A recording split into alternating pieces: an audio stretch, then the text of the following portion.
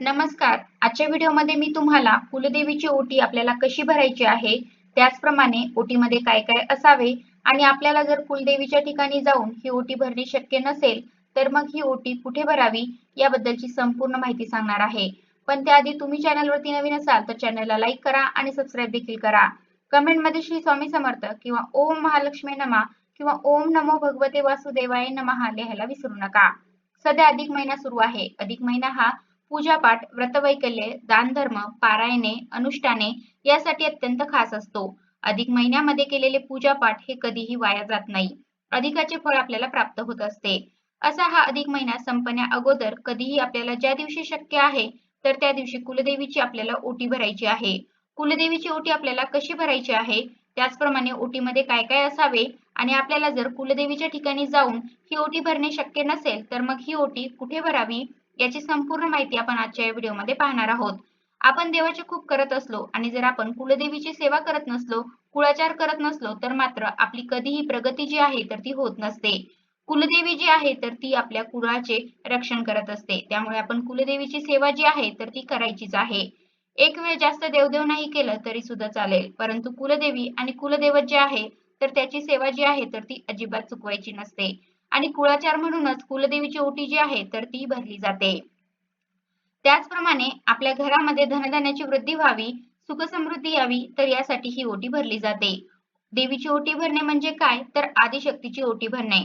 आता ओटी भरण्यासाठी आपल्याला साहित्य काय लागणार आहे, तर आपण हे पाहूया. पण त्यापूर्वी ओटी जी आहे तर ती कोणी भरावी, तर घरातील जी कर्ती स्त्री आहे तर तिने ही ओटी भरायची आहे. आता ओटीचे साहित्य लागणार आहे ते म्हणजे साडी, आणि साडी जी आहे तर ती काठपदराची आणि नऊवारीच असावी.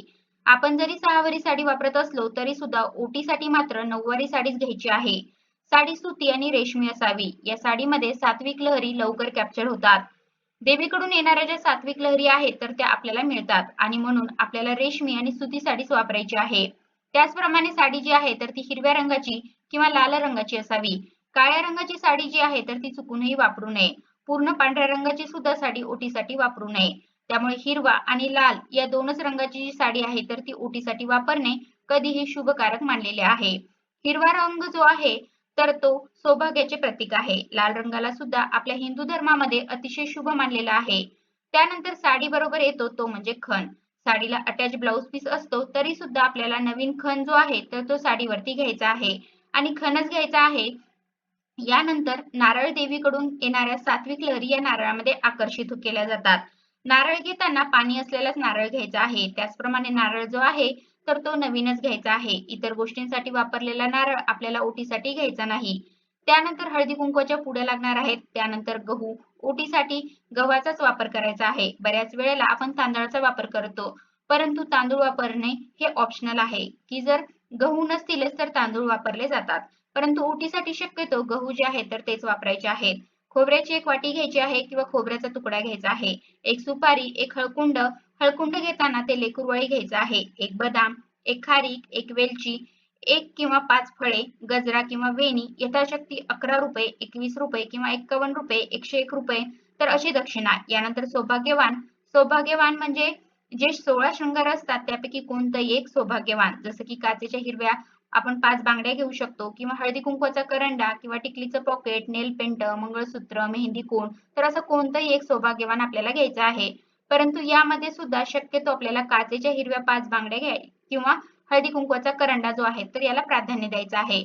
आणि सर्वात महत्त्वाचं म्हणजे तांबूल. देवीसाठी जे तांबूल असतं म्हणजे मसाला पाक, तर हे ओटीमध्ये असायलाच हवं, कारण याशिवाय ओटी आहे तर ती अपूर्ण मानली जाते. आता ओटीमध्ये वापरलेल्या ज्या वस्तू आहेत तर या वस्तू मांगल्य, विघ्न निवारक, सौभाग्यदायी, अक्षयता, आरोग्यदायी, शुभदायक असतात. आता ही ओटी आहे तर ती मूळ स्थानी जाऊन आपल्याला जर भरायची असेल तर मूळ स्थानी जाऊन भरावी. परंतु आपल्याला मूळ स्थानी जाणे शक्य नसेल तर घरीच ही ओटी जी आहे तर ती भरायची आहे.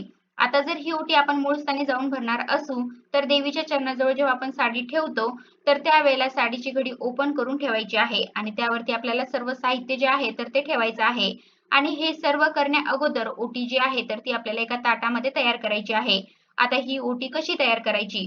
सर्वप्रथम स्वतःला हळदी कुंकू लावायचं. त्यानंतर एक ताट घ्यायचं, त्यामध्ये साडी ठेवायची, त्यावरती खण ठेवायचा, त्यावरती गहू ठेवायचे, त्यानंतर नारळ ठेवायचा. आता नारळ ठेवताना शेंडी देवीकडे येईल तर असा ठेवायचा. हळदी कुंकवाच्या पुड्या ठेवायच्या. त्यानंतर आपण जे काही साहित्य घेतलेलं आहे, खोबऱ्याची वाटी, सुपारी, हळकुंड, खारीक, बदाम, वेलची, सौभाग्यवान, गजरा किंवा वेणी, दक्षिणा, फळे, तांबूल, तर हे सर्व आपल्याला ठेवायचं आहे आणि या ओटीवरती आपल्याला हळदी कुंकू व्हायचं आहे. देवीला हळदी कुंकू लावायचं आहे आणि हे जे ताट आहे तर ते उचलून आपल्या छातीजवळ म्हणजे आपल्या हृदयाजवळ धरायचं आहे. कुलदेवीचं स्मरण करून म्हणायचं आहे की हे कुलस्वामिनी, मी तुझी यथाशक्ती ओटी भरत आहे. तुझा आशीर्वाद आमच्यावरती असू दे. या ओटीचा स्वीकार कर आणि जर काही ओटीमध्ये कमी जास्त राहिलेलं असेल तर गोड मानून घे. आणि त्यानंतर काय करायचं आहे, तर ही जी ओटी आहे ताटामध्ये आपण तयार केलेली, तर ते ताट खाली ठेवायचं आणि ताटातील ओटी आपल्याला हातामध्ये घ्यायची आहे. आता बऱ्याच वेळेला असं होतं की ती ओटी उचलताना आपल्या हातून एखादं साहित्य पडू शकतं आणि मनामध्ये शंका येऊ शकते. जर आपल्या मनामध्ये अशी शंका येणार असेल तर ताटासह ओटी देवीच्या चरणावर अर्पण करायची किंवा आपण ती ओटी उचलून देवीच्या चरणी अर्पण केली तरी सुद्धा चालेल.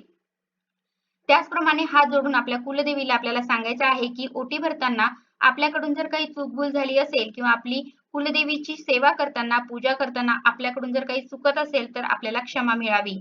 तर अशी क्षमा प्रार्थना सुद्धा आपल्याला करायची आहे. आता हे झालं की आपण मंदिरामध्ये ओटी भरली तर. आता जर आपण घरी ओटी भरायची असेल तर घरी सुद्धा आपल्याला याच पद्धतीने ताटामध्ये ओटी तयार करायची आहे आणि काय करायचं आहे, अशीच ताटासह ओटी जी आहे तर ती कुलदेवीच्या फोटो समोर, मूर्ती समोर ठेवायची आहे आणि दुसऱ्या दिवशी आपल्याला ही ओटी उचलायची आहे.